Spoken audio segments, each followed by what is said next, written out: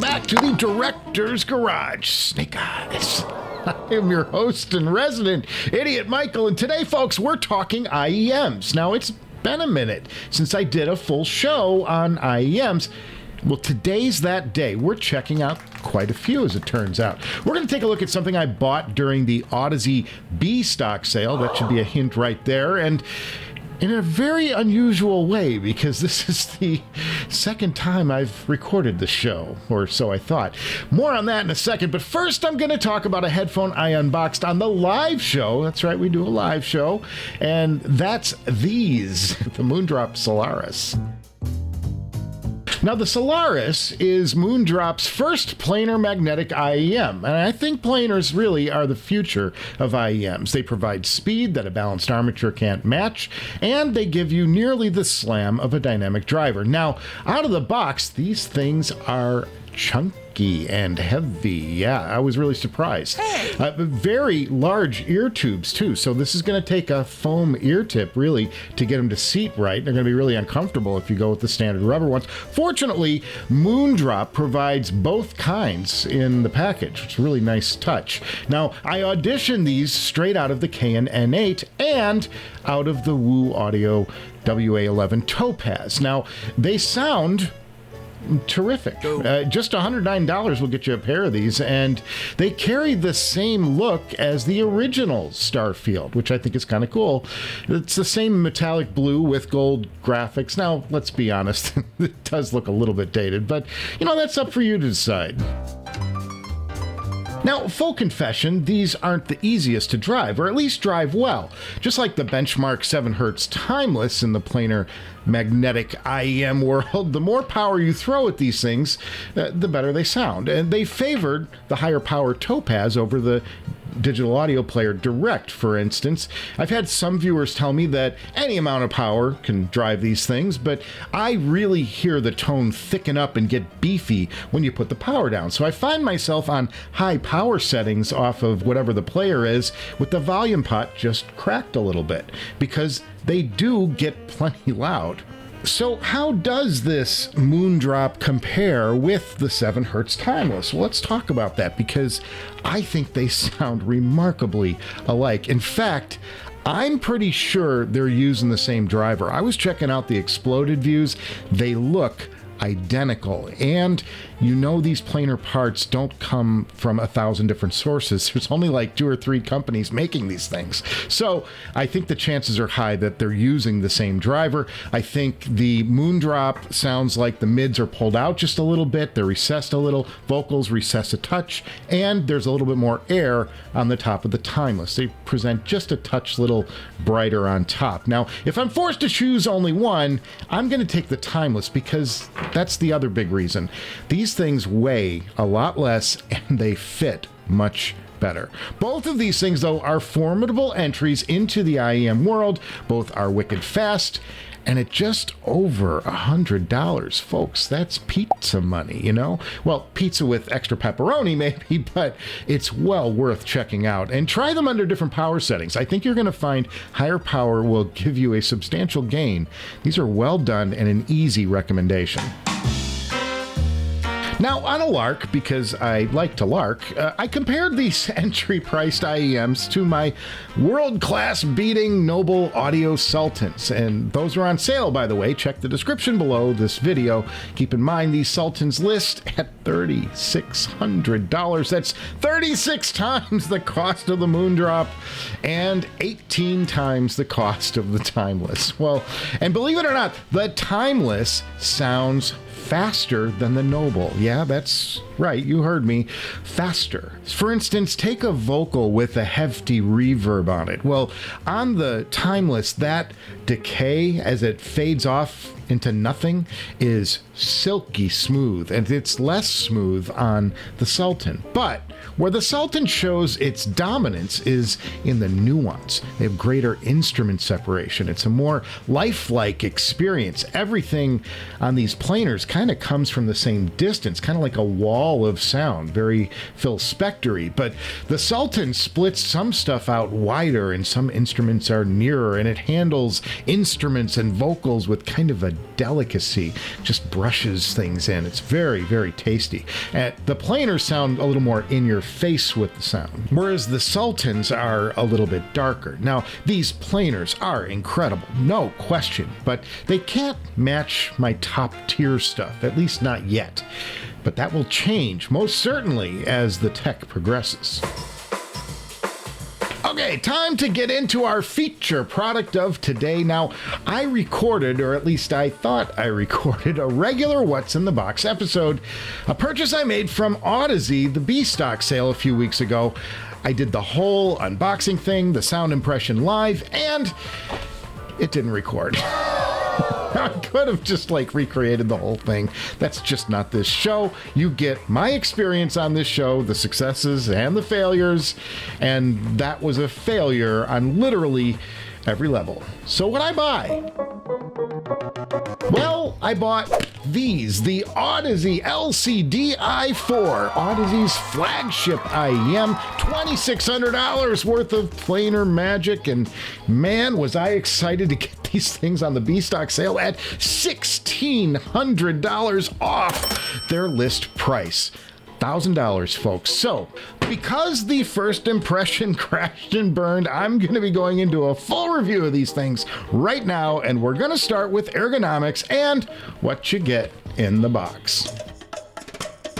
And it's super impressive out of the gate. You get this leathery, pleathery, bound book thing of a headphone box. And when you open it up, look at this. You get like a glass-covered IEM case. Like, these belong in a museum.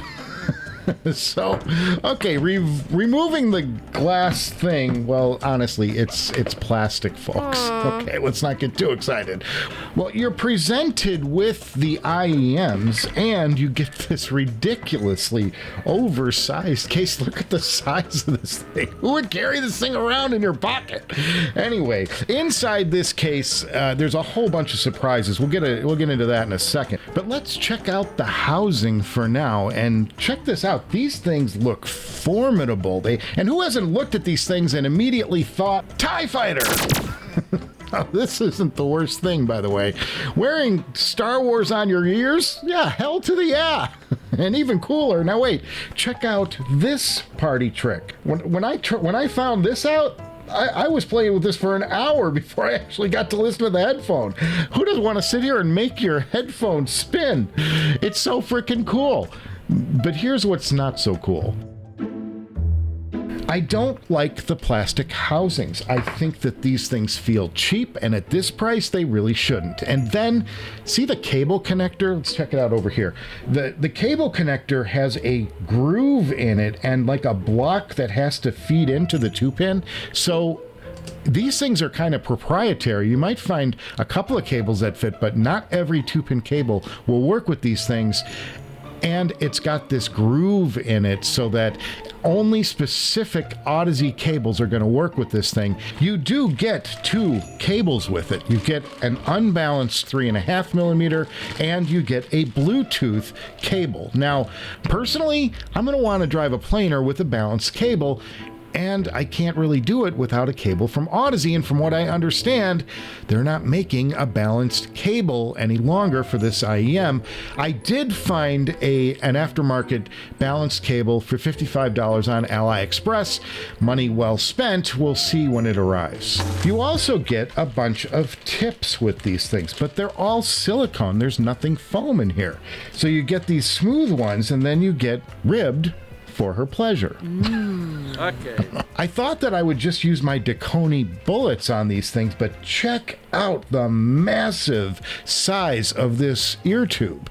It's just not going to fit on this sucker. Well, then there's this clip situation, which is supposed to secure the IEM to your ear. And what I can tell you is those things are uncomfortable. They're really painful. After 10 minutes, you're done. Now, you can, of course, use the tips just by themselves and stick those in.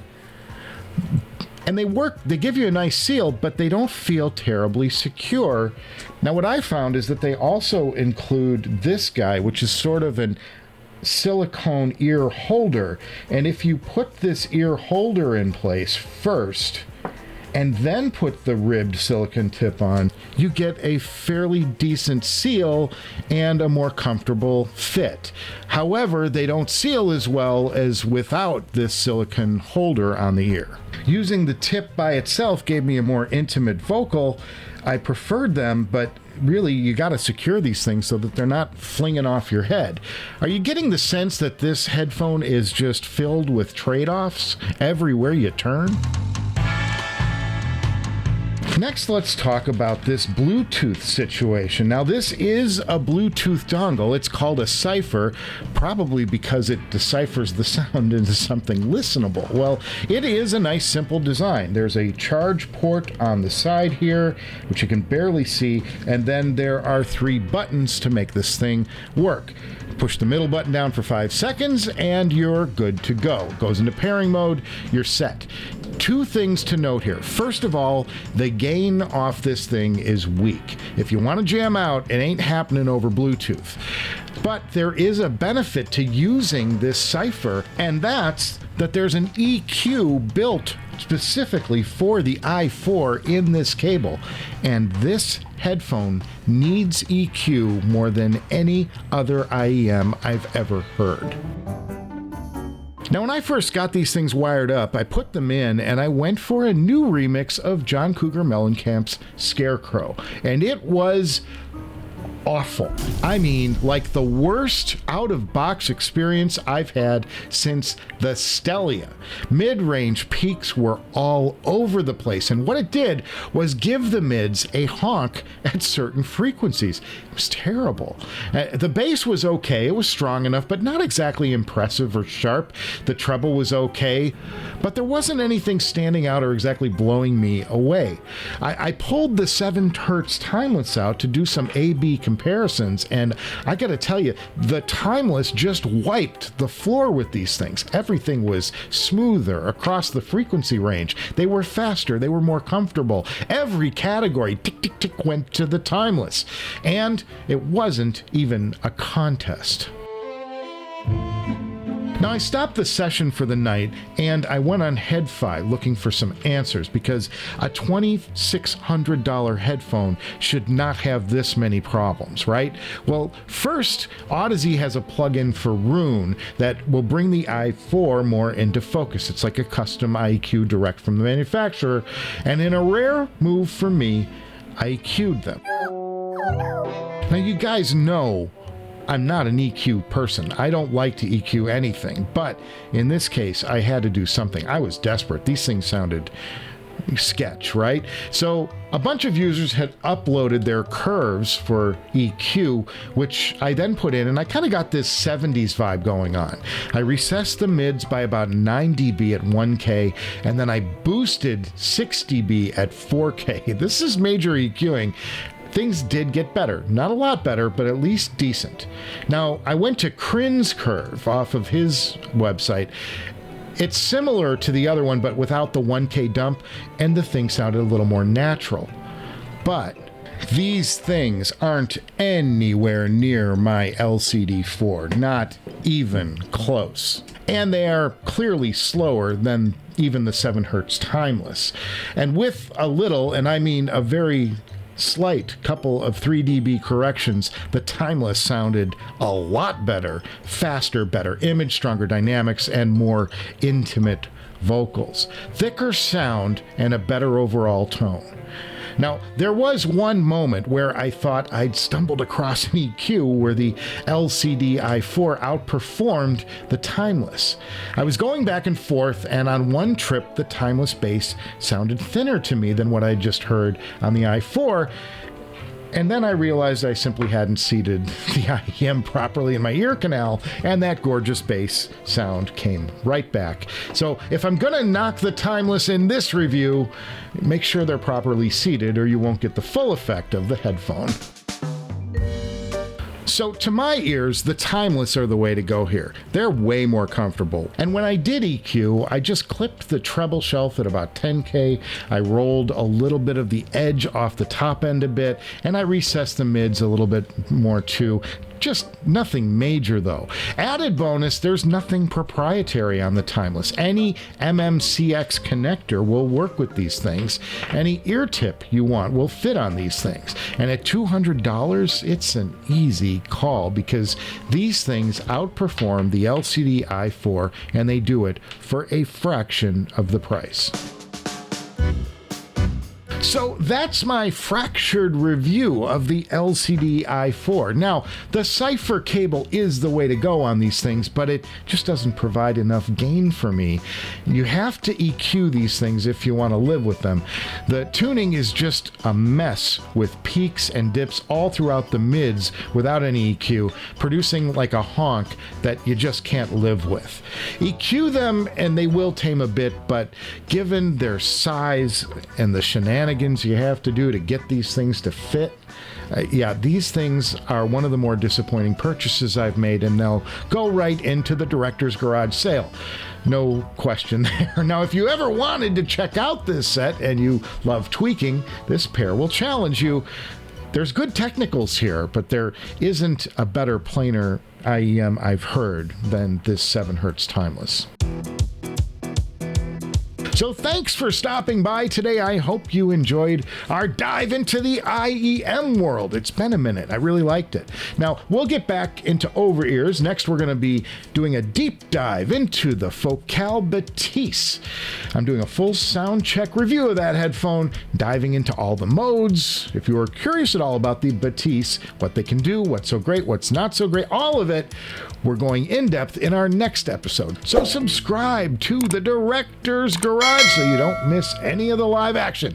We live stream once a week. It's a happy hour, hump day, hang out, the 4-H Club, bring your own beer, and please recycle. Thanks for spending a few minutes of your day here, and I will see you before you know it.